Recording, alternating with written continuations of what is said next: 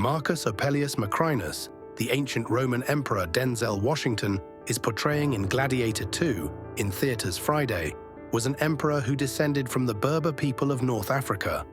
He was born in the Roman province of Mauritania Caesariensis, in what is now Algeria, in 165 AD.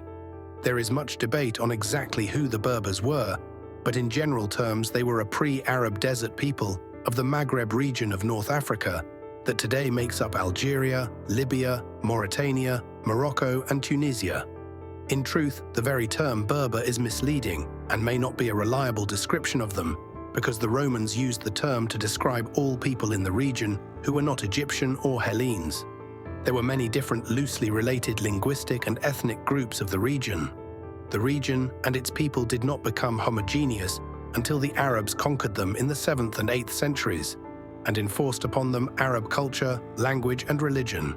So overall, portraying this emperor in this movie as black is not really inaccurate, but using an actor of Berber descent would probably be more accurate if one as talented as Denzel Washington could be found. Highly unlikely though. Nonetheless, this Emperor Marcus was a trailblazer in his day of sorts. He was the first man to become Emperor of Rome who did not come from the old Roman senatorial class. His family from what is now Algeria came from Berber origins, like I've said, and were assimilated into Roman society. His family were members of the equestrian class, which basically means they were provincial people who owned land and had wealth, but were not of the old Italian aristocracy. Moving on, Marcus was able to acquire an education and become a lawyer. He then entered the bureaucratic class and served Emperor Severus. After Severus, he served the Emperor Caracalla as his prefect in the Praetorian Guard, who were the bodyguards of the emperor. He met adversity, however, when one of Caracalla's priests told him of a prophecy that said Marcus would kill and overthrow the emperor. After this revelation, the emperor became suspicious of the Berber guardsmen.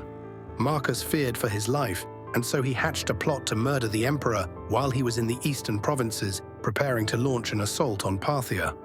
While the emperor was traveling to a temple of Luna, Marcus had another Praetorian guard by the name of Justin Martialis stab him to death.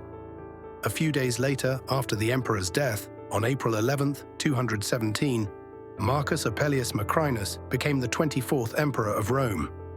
Marcus did not bother to wait for the Senate's approval, an outdated institution that was nothing more than a social club, and instead relied on the army's backing. Marcus also made more history by being the first emperor to never step foot in Rome and instead made Antioch his seat of power. The Berber head of state also raised his 8-year-old son, Diadumenianusto, to the title of co-emperor. The Senate sometime later did approve of him, but only because he disposed of the hated Caracalla and the army overwhelmingly supported him. He soon began to alienate them, however, when he started to appoint men to high offices of similar social background and standing. There were also whispers that he was not a true emperor, for he attained the office by means of force and murder instead of succession. Ignoring these whispers, the emperor sought to solve the many problems that his predecessor had left behind. For one, Caracalla had been very belligerent in his foreign policy and so left many conflicts in his wake. He also nearly bankrupted the empire by greatly increasing the soldiers' pay. Marcus sought to exploit more income sources to help pay off the empire's fiscal woes. He first turned east and sought to end the war with Parthia, which he did so by paying off the Romans' old rivals. He then turned his attention to Armenia, whom Caracalla had brazenly provoked into war.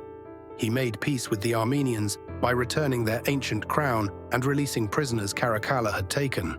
He also retained them as a client state of Rome. With Dacia, he also ended Rome's war with them in a similar manner. Toward the empire's fiscal woes, he did not dare to risk open rebellion from the army by reducing their pay, but instead began paying new legionary recruits at a lower rate. Marcus then increased the silver makeup of the Roman currency. His desire, however, to not provoke the army overpay backfired, for the veterans saw his policy of paying new recruits at a lower rate as a foreshadowing of their own pay getting cut. Besides the army potentially conspiring against him, the previous emperor's own mother was discovered to have hatched a plot against him. This provoked Marcus into placing her under house arrest in Antioch. Caracalla's mother soon starved herself and died out of protest, which caused her sister to begin to plot. Meanwhile, back in Rome, the Senate became increasingly alienated with Marcus refusing to come to the city. Caracalla's family reared their heads from Syria in defiance of him when the former emperor's own aunt raised up her grandson Elagabalus to emperor and was backed by the Third Legion. Elagabalus was a priest of a local sun god and had become very popular with the men of the legion. Unsure at first of what to do in response, Marcus eventually sent a cavalry force out of Antioch to crush the uprising, but they were defeated. As the rebel army approached Antioch, Marcus rode out from the gates to confront them, but was defeated again.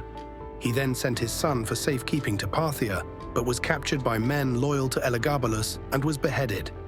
Marcus himself made for Rome itself, but was captured in Chalcedon in what is now Turkey, and was also relieved of his head on June 8, 218.